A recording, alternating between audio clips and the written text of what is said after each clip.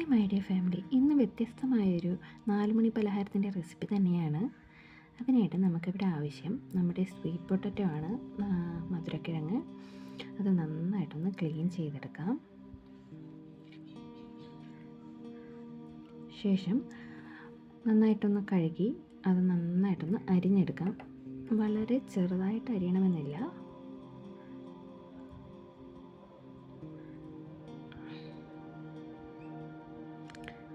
അത് ഞാനൊരു കുക്കറിലിട്ട് കുറച്ച് ഉപ്പും വെള്ളവും കൂടെ ചേർത്ത് വേവിക്കാൻ വയ്ക്കുന്നുണ്ട്.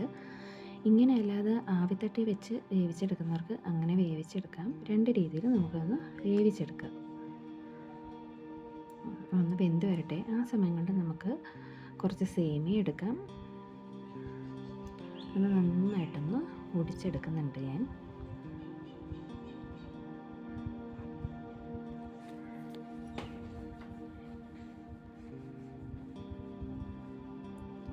അപ്പോൾ അതൊന്ന് സെറ്റായി. ഇനി വേണ്ടത് നമുക്കൊരു പാൻ വയ്ക്കണം. അതിലേക്ക് ആവശ്യത്തിന് നെയ്യ് ചേർത്ത് നമുക്ക് ആ സേമിയ ഒന്ന് വറുത്തെടുക്കാം.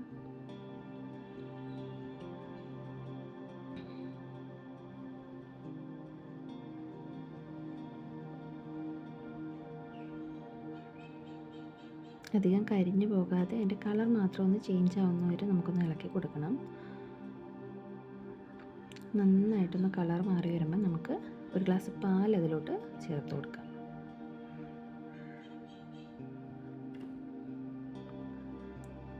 ഈ സമയത്ത് കുറച്ച് ഏലക്കാപ്പൊടിയും കൂടെ ആഡ് ചെയ്യണം. അത് ഞാൻ കാണിക്കാൻ മറന്നുപോയി. പാലിക്കൂടെ നമ്മുടെ സേമിയ വെന്ത് വരുന്ന ടൈമിൽ നമുക്ക് ആവശ്യത്തിന് മധുരം ആഡ് ചെയ്യാം. അത് ശർക്കരയായാലും പഞ്ചസാരയായാലും നമുക്ക് ആഡ് ചെയ്യാം. പിന്നെ മധുരക്കിഴങ്ങിന് നന്നായിട്ട് മധുരം ഉള്ളതുകൊണ്ട് ഞാൻ അധികം ചേർക്കുന്നില്ല. ഇപ്പം നന്നായിട്ട് ആ പാലക്കട നമ്മുടെ സേമിയ വെന്ത് ഡ്രൈ ആയിട്ടുണ്ട്. ഈ ഒരു പരുവത്തിന് വേണം എടുക്കാൻ. ഇനി നമുക്ക് നമ്മൾ ആദ്യം വേവിച്ച് വെച്ച മധുരക്കിഴങ്ങ് എടുക്കാം. അന്ന് ചൂടാറിയ ശേഷം ഒരു ബൗളിലേക്ക് ഞാൻ മാറ്റിയിട്ട് നന്നായിട്ടൊന്ന് ഉടച്ചു കൊടുക്കുന്നുണ്ട്. അതിലേക്ക് കുറച്ച് അരിപ്പൊടി ചേർത്ത് കൊടുക്കുന്നുണ്ട് കേട്ടോ. അരിപ്പൊടിയും കൂടി ചേർത്ത് നന്നായിട്ടൊന്ന് മിക്സ് ചെയ്തെടുക്കാം. ഇത് ചേർക്കുന്നത് ഏലക്കാപ്പൊടിയാണ്. ഏലക്കാപ്പൊടിയും കൂടി ചേർത്ത് നന്നായിട്ടൊന്ന് കുഴച്ചെടുക്കാം. നമ്മുടെ ചപ്പാത്തി മാവിൻ്റെ പരുവമില്ലേ, ആ ഒരു പരുവത്തിൽ നമുക്കിതൊന്ന് കുഴച്ചെടുക്കാം.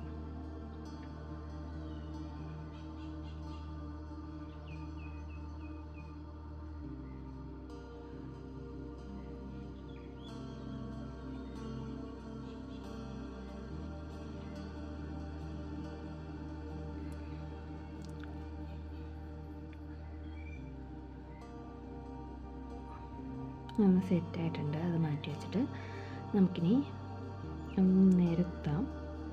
അതിനായിട്ട് ഞാനൊരു ഇല വാട്ടിയെടുത്തിട്ടുണ്ട്.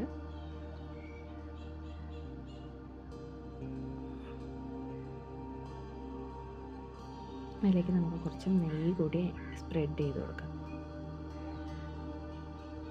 ശേഷം നമ്മൾ നേരത്തെ തയ്യാറാക്കിയിരിക്കുന്ന ആ ബോൾസ് ഫുള്ള് അതിലൊന്ന് വെച്ച് നമ്മുടെ ഉരട്ടിയൊക്കെ ഉണ്ടാക്കില്ലേ, ഓട്ടട, അതുപോലെ ഒന്ന്, അല്ലെങ്കിൽ ഇലയപ്പൊക്കെ നിരത്തില്ലേ, അതുപോലെ ഒന്ന് നിരത്തി സെറ്റ് ചെയ്തെടുക്കാം.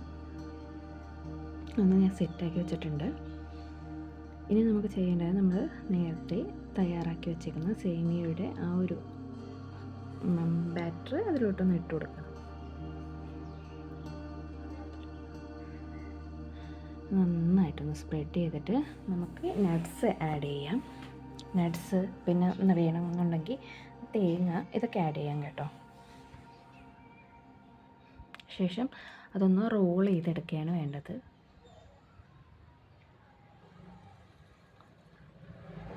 അപ്പോൾ നന്നായിട്ടൊന്ന് റോൾ ചെയ്തെടുക്കുക. ആ ഇലയൊന്ന് ജസ്റ്റ് തിരിച്ച് വെച്ചാൽ മതി കേട്ടോ.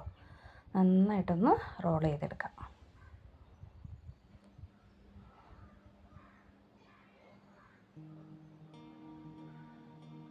അത് റോൾ ചെയ്ത് ആ ഇല കളയരുത്. അത് വെച്ച് തന്നെ വീണ്ടും ഒന്നും കൂടി ഒന്ന് ചുറ്റി പൊതിഞ്ഞ് വയ്ക്കുക. എന്നിട്ട് സൈഡ് ജസ്റ്റ് ഒന്ന് യോജിപ്പിച്ച് കൊടുത്താൽ മതി. ഇങ്ങനെ ഞെക്കി കൊടുക്കുമ്പോൾ അതങ്ങ് പൊട്ടിക്കോളും.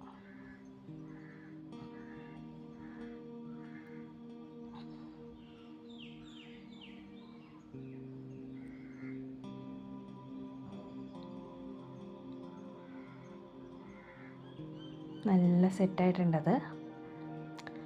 ഇനി നമുക്കൊരു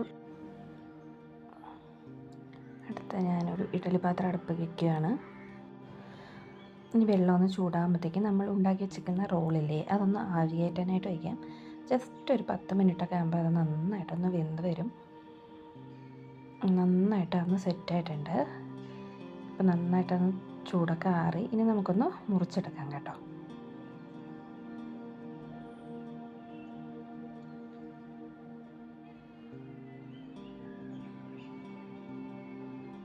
അത് പൊട്ടിയൊന്നും പോയിട്ടില്ല, നല്ല രീതിക്ക് തന്നെ ഇത് നമുക്ക് കിട്ടിയിട്ടുണ്ട്. കഴിക്കാനും വളരെ ടേസ്റ്റിയാണ്, പിന്നെ ഹെൽത്തിയുമാണ് ആസ് യൂഷ്വൽ. എല്ലാവരും ഒന്ന് വീട്ടിൽ ചെയ്ത് നോക്കുക. കുട്ടികൾക്കും മുതിർന്നവർക്കും എല്ലാം ഇഷ്ടമാവും. Thank you.